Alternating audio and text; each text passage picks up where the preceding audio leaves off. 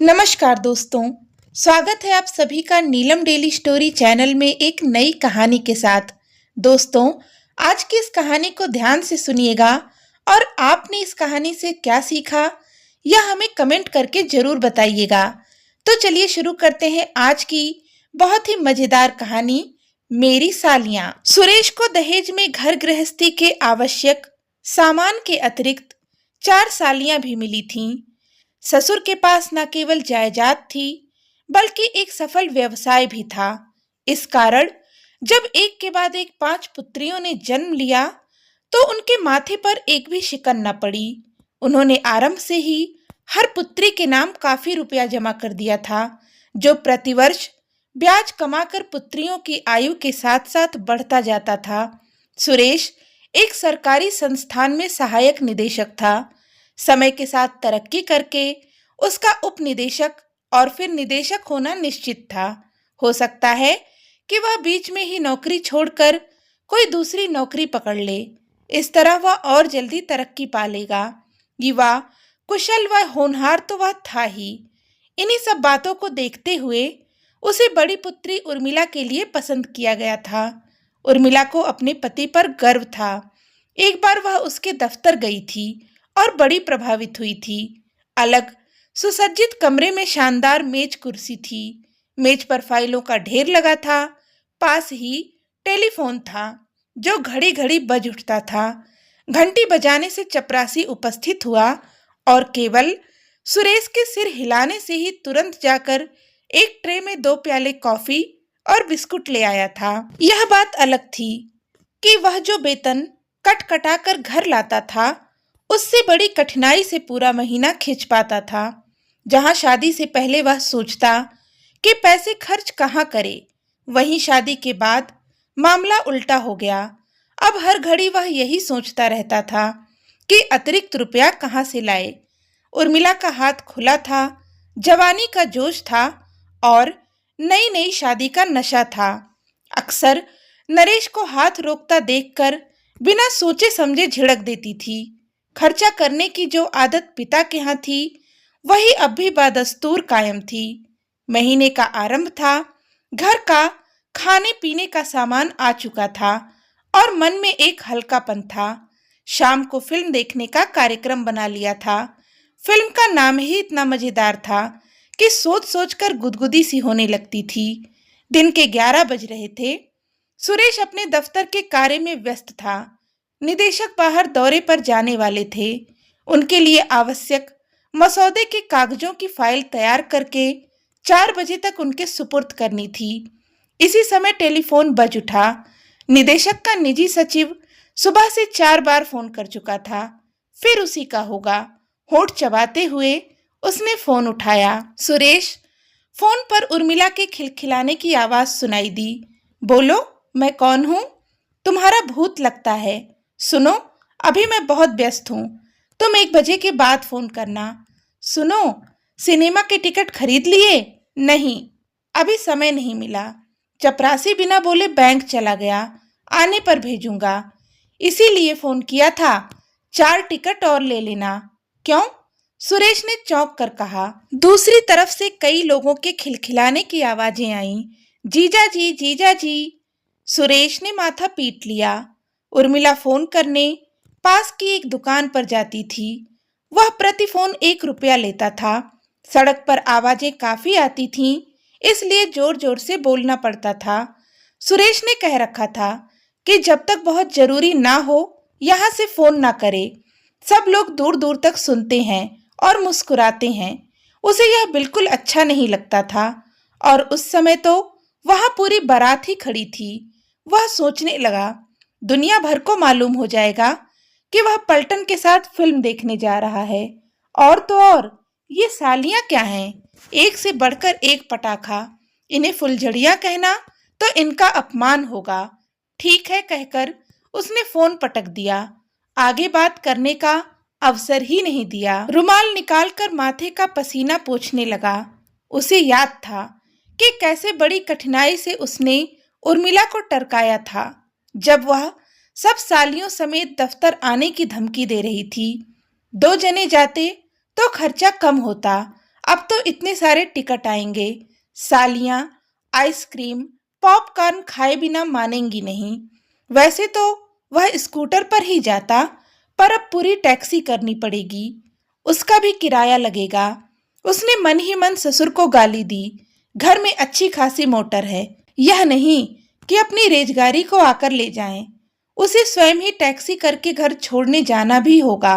अभी तो महीना खत्म होने में पूरे 3 सप्ताह बाकी थे। सालियां तो सालियां ठहरी। पूरी फिल्म में एक दूसरे को कोहनी मारते हुए खिलखिलाकर हंसती रहीं। आसपास वालों ने कई बार टोका। सुरेश शर्म के मारे और कभी क्रोध से मुंह सी बनाकर बैठा रहा। उसका एक क्षण भी जी न लगा। जैसे तैसे फिल्म समाप्त हुई तो वह बाहर आकर टैक्सी ढूंढने लगा। सुनो, उर्मिला ने कहा, अब क्या हुआ? देर हो गई है। इन्हें खाना खिलाकर भेजूंगी।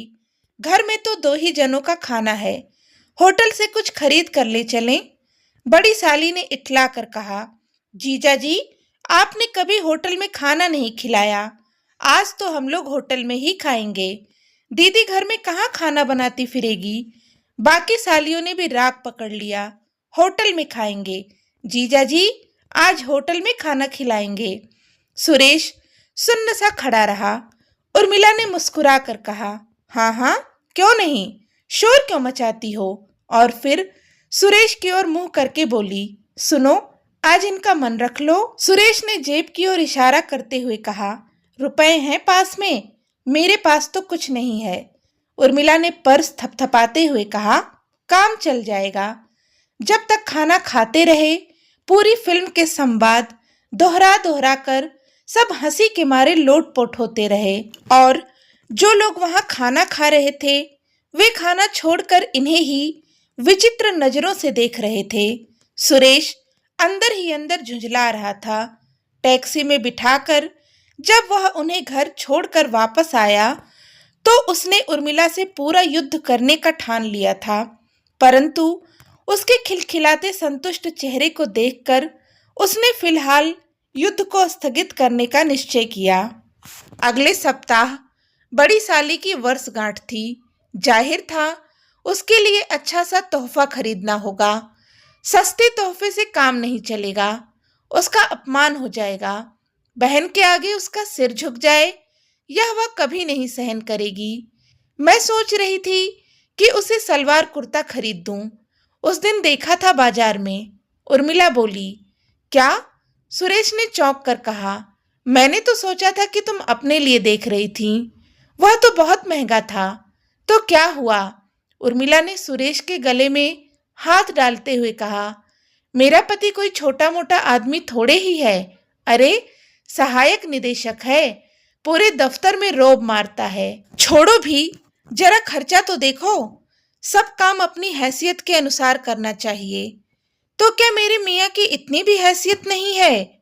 उर्मिला ने रूठ कर कहा, मैं पिताजी से उधार ले लूंगी। सुरेश को यह बात अच्छी नहीं लगती। पहले भी इस बात पर लड़ाई हो चुकी थी। उधार लेने से तो यह फर्नीचर बेचना ठीक होगा। उसने गुस्से में आकर कहा, हाँ, क्यों नहीं? उर्मिला ने नाराज होकर कहा, मेरे पिता का दिया फर्नीचर फालतू है ना? तो मैं ही फालतू हूँ, मुझे बेच दो। जाओ, मैं नहीं बोलती। बहन को एक अच्छी सी भेंट भी नहीं दे सकती। भेंट देने को कौन मना करता है, पर इतनी महंगी देने की क्या आवश्यकता है?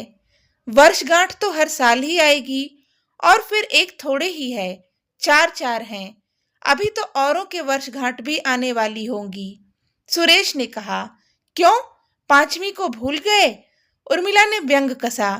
तभी सुरेश को याद आया, 25 तारीख को तो उर्मिला की भी वर्षगांठ है। जब मेरी वर्षगांठ मनाओगे तो मेरे लिए भी तो भेंट आएगी। पिताजी बेंगलोर गए थे, जरूर मेरे लिए बढ़िया साड़ी लाए होंगे। और सुनो, उर्मिला ने आंख नचाते हुए कहा, तुम्हारी वर्षगांठ पर मैं सूट का कपड़ा दिलवा दूंगी। मुझे नहीं चाहिए सूट वूट, तुम अपने तक ही रखो। सुरेश ने झुंझला कर कहा, तुम ही इतनी भारी भेंट पड़ रही हो, ऐसा कहकर मेरा दिल मत दुखाओ। उर्मिला ने सुरेश का हाथ अपने दिल पर रखते हुए कहा, देखो, कितना छोटा सा है और कैसा धड़क रहा है। और सुरेश फिर भूल गया। दूसरे दिन जब उर्मिला सलवार कुर्ते का कपड़ा ले आई तो सुरेश ने आह भरकर कहा, तुम्हारे पिताजी भी बड़े योजनाबद्ध हैं। कैसे? उर्मिला ने शंका से पूछा। उसे लगा कि सुरेश कुछ कड़वी बात कहने जा रहा है। तुम सारी बहनों की वर्षगांठ एक एक दो दो सप्ताह के अंतर पर है। उन्होंने जरा सा यह भी नहीं सोचा कि दामाद को कुछ तो सांस लेने का अवसर दें। चलो हटो, ऐसा कहते शर्म नहीं आती? नहीं, बिल्कुल नहीं आती। अब आ गई 25 तारीख, उर्मिला की वर्षगांठ। कई दिनों से तैयारी चल रही थी। शादी के बाद पहली वर्षगांठ थी। माता पिता ने कहा था कि उनके यहाँ मनाना, परंतु उर्मिला ने ना माना। उसे सबको अपने यहाँ बुलाने का बड़ा चाव था। अपना ऐश्वर्य व ठाट बाट जो दिखाना था। सुरेश भी बड़े खर्चे में आ गया। साड़ी मिलेगी उर्मिला को, हो सकता है बहनें भी थोड़ा बहुत भेंट के नाम पर दे दें, परंतु उसका खर्चा कैसे पूरा होगा? बैंक में रुपया शून्य तक पहुंच रहा था। वह बार बार उर्मिला को समझा रहा था, परंतु उसे वर्षगांठ मनाने का इतना शौक न था जितना दिखावा करने का। उत्साह न दिखाना सुरेश के लिए शायद एक भद्दी बात होती। काफी नाजुक मामला था। सुरेश ने सोचा, पहला साल है, इस बार संभालना होगा, बाद में देखा जाएगा। दावत तो रात की थी, पर बहनें सुबह ही आ धमकी। दीदी का हाथ जो बटाना था, अकेली क्या क्या करेगी। दिन भर हो हल्ला मचाती रहीं। फ्रिज में रखा सारा सामान चाट गईं। एक की जगह 2 केक मंगाने पड़े। दिन में खाने के लिए गोश्त और मंगाना पड़ा। मिठाई भी और आई। एक दावत की जगह 2 दावतें हो गईं। संध्या होते ही माता पिता भी आ गए। मुबारक हो के नारे लग गए। सबके मुंह ऐसे खिले हुए थे जैसे आतिशी अनार। उधर सुरेश सोच रहा था कि वह अपने घर में है या ससुराल में। काश यह जश्न एक निजी जश्न होता, केवल वह और उर्मिला ही इसमें भाग लेते। अंतरंग क्षणों में यह दिन बीतता और शायद सदा के लिए एक सुखद यादगार होता। तब कितने भी रुपए खर्च हो जाते, वह परवाह ना करता। सब लोग उसे भूलकर एक दूसरे में इतने मग्न थे कि किसी ने यह भी न सोचा कि वहां दामाद भी है या नहीं। रात के 12 बजते बजते ना जाने कब यह तय हो गया कि 30 तारीख शनिवार को, जिस दिन सुरेश की छुट्टी रहती है, सब लोग बहुत दूर एक लंबी पिकनिक पर चलेंगे और इतवार को ही लौटेंगे। रहने और खाने का प्रबंध ससुर जी की ओर से रहेगा। तभी यह रहस्य भी खुला कि उर्मिला को 2 महीने का गर्भ है। मुबारक हो का शोर गूंज उठा। दावत किए बिना नहीं छोड़ेंगे जीजा जी, एक साली ने कहा, और फिर तो बाकी सालियां भी चिपट गईं। सुरेश का तो भुरता ही बन गया। एक एक साली को चींटियों की तरह झाड़ रहा था और फिर से वे चिपट जाती थीं। उर्मिला मुस्कुरा रही थी और माँ व्यर्थ ही उसे बताने का प्रयत्न कर रही थी कि उसे क्या क्या सावधानी बरतनी चाहिए। माँ, मैं कल आकर समझ लूंगी, अभी तो कुछ भी पल्ले नहीं पड़ रहा है। उर्मिला ने शर्मा कर कहा, बेटी, कोई लापरवाही नहीं होनी चाहिए। मेरे विचार में तुझे हमारे पास ही आकर रहना चाहिए। वहां तेरी देखभाल अच्छी तरह हो जाएगी। अरे माँ, अभी तो बहुत जल्दी है। मैं आ गई तो फिर इनके खाने पीने का क्या होगा? ओहो, कितनी पगली है। अरे, सुरेश भी आकर हमारे साथ रहेगा। सालियों ने ताली बजाकर इस सुझाव का स्वागत किया। जीजा जी हमारे साथ रहेंगे तो कितना मजा आएगा। जीजा जी, सच, अभी चलिए, हम सब सामान बांध देते हैं। बताइए क्या ले चलना है? सुरेश ने दृढ़ता से कहा, यह तो संभव नहीं है, अभी बहुत समय है। वैसे देखभाल तो माँ को ही करनी है, बीच बीच में आकर देखती रहेंगी। जीजा जी, आप बहुत खराब हैं, पर दावत से नहीं बच सकते, क्यों दीदी? हाँ हाँ, उर्मिला ने कहा, यह भी कोई बात हुई? क्या खिलाओगी बोलो? न सिर्फ फरमाइशों का ढेर लग गया, बल्कि यह भी निर्णय ले लिया गया कि सारी शालियां शुक्रवार को ही आ जाएंगी। दिन में घर रहेंगी, दोनों समय का पौष्टिक भोजन करेंगी, रात में रहेंगी और फिर यहीं से शनिवार को पिकनिक के लिए प्रस्थान करेंगी। पिताजी कार लेकर आ जाएंगे। सुरेश की आंखों के आगे अंधेरा छा गया। उसके पास तो एक फूटी कौड़ी भी नहीं बची थी। सारे दिन इन छोकरियों के नखरे कौन उठाएगा। सब लोग इतना पीछे पड़े कि सुरेश को शुक्रवार की छुट्टी लेने के लिए राजी होना पड़ा। एक बार फिर हर्ष ध्वनि के साथ तालियां बज उठीं। उस ध्वनि में सुरेश को ऐसा लगा कि वह एक ऐसा गुब्बारा है जिसमें किसी ने सुई चुभो दी है और हवा धीरे धीरे निकल रही है। रात में भिगोए हुए काले चनों का जब सुबह सुरेश नाश्ता कर रहा था तो उर्मिला ने याद दिलाया कि आज शुक्रवार है और सालियां आती ही होंगी। अंडे, आइसक्रीम, मुर्गा, केक, काजू की बर्फी इत्यादि का प्रबंध करना होगा। तो सुरेश ने अपनी पासबुक खोलकर उर्मिला के आगे कर दी। क्या मेरी नाक कटवाओगे? तो फिर पहले सोचना था ना। क्या हम इतने गए गुजरे हो गए हैं कि उन्हें खाना भी नहीं खिला सकते? खाना खिलाने को कौन मना करता है, पर जश्न मनाने के लिए पास में पैसा भी तो होना चाहिए। अब इस बार तो कुछ करना ही होगा। तुम ही बताओ क्या करूं? उधार लेने की मेरी आदत नहीं। ऐसे कब तक जिंदगी चलेगी? देखो, कल पिकनिक पर जाना है, कुछ ना कुछ तो खर्च होगा ही। अब ऐसे झाड़ कर खड़े हो गए तो मेरी तो बड़ी बदनामी होगी। उर्मिला ने सुरेश को अपनी बाहों में लेते हुए कहा, मेरी खातिर सच तुम कितने अच्छे हो। सुनो, अपना हार दे दो, बेचकर कुछ रुपए लाता हूँ। क्या कह रहे हो? क्या मैं अपना हार बेच दूं? तो फिर रुपए कहाँ से लाऊं? क्या अपने दोस्तों से उधार नहीं ले सकते?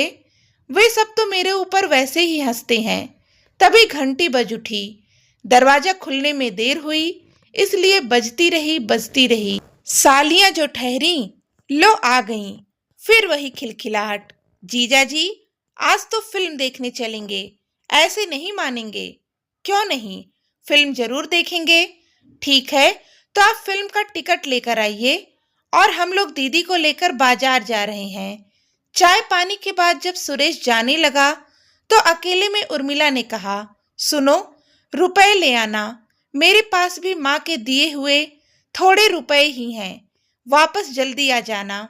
हाँ, जल्दी आऊंगा। सुरेश ने कहा, मेरे पास रुपए कहाँ हैं? टिकट के पैसे भी तो जेब में नहीं हैं और फिर पिकनिक का खर्चा अलग। आप भी ना हमेशा ऐसी ही बातें करते हो। उर्मिला ने कहा, ठीक है, जाता हूँ, पर संन्यास लेकर लौटूंगा। सुरेश चला तो गया, पर सोचने लगा कि इस चंद्रकांता संतति पर कहीं न कहीं पूर्ण विराम लगाना ही होगा। कुछ देर भटक कर घर वापस आ गया। देखा तो चौकड़ी पहले से ही घर में बैठी हुई थी और सबका मुंह लटका हुआ था। उनको देखते ही सुरेश ने अपना मुंह और लटका लिया। क्या हुआ जीजा जी? आपको क्या हुआ? बहुत बुरा हुआ। कुछ कहने योग्य बात नहीं है, पर तुम लोग का मुंह क्यों लटका हुआ है? तुम लोग तो खाने पीने का सामान लेने गई थी ना? हाँ, गए तो थे, पर दीदी के पर्स में रुपए ही नहीं थे। सारा सामान खरीदा हुआ दुकान पर ही छोड़कर आना पड़ा। आप कैसे हैं जीजा जी? पत्नी को घर खर्च का रुपया भी नहीं देते। लो, यह तो उल्टा चोर कोतवाल को डांटे वाली बात हो गई। अरे, मैं तो सारा वेतन तुम्हारी दीदी के हाथ में रख देता हूँ। मेरे पास तो सिनेमा टिकट खरीदने के भी पैसे नहीं थे। जल्दी जल्दी में मांगना भूल गया था, सो रास्ते से ही लौट आया। तो क्या आप टिकट नहीं लाए? क्या करूं, उधार टिकट मांगने की हिम्मत नहीं हुई, पर मैंने तसल्ली के लिए एक काम किया है। हाय जीजा जी, हम आपसे नहीं बोलते। उर्मिला ने कहा, पर पूछो तो सही क्या लाए हैं? औपचारिकता के लिए छोटी ने पूछा, आप क्या लाए हैं जीजा जी? जेब में से 4 पुस्तिकाएं निकालते हुए सुरेश ने कहा, सिनेमा के बाहर फिल्म के गानों की यह किताब बिक रही थी। मैंने सोचा कि फिल्म न सही, उसकी किताब ही सही। लो, आपस में एक एक बांट लो। जब किसी ने भी किताब न ली तो सुरेश आराम से सोफे पर फैलकर बैठ गया और हंस हंस कर किताब जोर जोर से पढ़कर सुनाने लगा और जहां गाने आए वहां अपनी खरखरी आवाज में गा कर पढ़ने लगा। एक समय आया जब सालियों से भी हंसे बिना ना रहा गया। उर्मिला ने किताब हाथ से छीनते हुए कहा, अब बंद भी करो यह गर्दव राग, कुछ खाने का बंदोबस्त करो। बोलो, हुक्म करो, बंदा हाजिर है। बिरयानी, चिकन पुलाव, कोरमा, पनीर, कोफ्ते, शामी कबाब, सीख कबाब, मुगलई पराठे, मखनी, तंदूरी मुर्गा, बस भी करो जीजा जी, पता लग गया है कि आप वही हैं। थोथा चना बाजे घना। मैं तो 2 दिन से उपवास किए बैठी थी, लगता है सूखा चना भी नहीं मिलेगा। भाई सूखा चना तो जरूर मिलेगा, क्यों उर्मिला? बस तो फिर आज चना पार्टी ही हो जाए। चलो टटोलो बटुआ अपना, कहीं उसके लिए भी चंदा इकट्ठा न करना पड़ जाए। बड़ी साली ने कहा, अच्छा दीदी हम चलते हैं, कल ही आएंगे, तैयार रहना। नहीं नहीं, ऐसे कैसे जाओगे? कुछ तो खाकर जाओ, जरा बैठो, कुछ न कुछ तो बन ही जाएगा। बात यह है कि सारी गलती मेरी है। वेतन तो तुम्हारे जीजा जी सब मेरे हाथ में देते हैं, पर मैं झूठी सान में एक ही सप्ताह में खर्च कर देती हूँ। अब कब तक तुमसे छुपाऊंगी? नहीं दीदी, थोड़ी सी गलती तो हमारी भी है।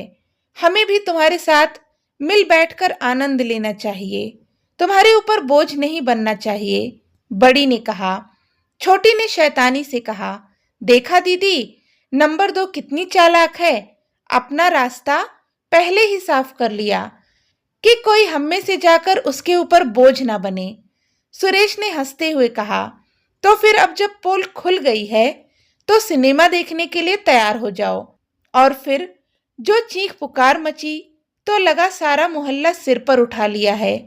टिकट बालकनी के नहीं, पहले दर्जे के थे, जिस पर किसी को आपत्ति नहीं हुई। फिल्म देखने के बाद सुरेश उन्हें ढाबे में तंदूरी रोटी और दाल खिलाने ले गया। वह सबने बहुत मजे से पेट भर कर खाया। आज उर्मिला को भी एहसास हो गया कि खुशियां दिखावे की मोहताज नहीं होती। तो दोस्तों, आपको आज की यह कहानी कैसी लगी और इस कहानी से आपने क्या सीखा, हमें कमेंट करके जरूर बताएं। कहानी पसंद आई हो तो प्लीज इसे लाइक और शेयर भी जरूर कीजिएगा और चैनल को भी सब्सक्राइब कर लें। धन्यवाद।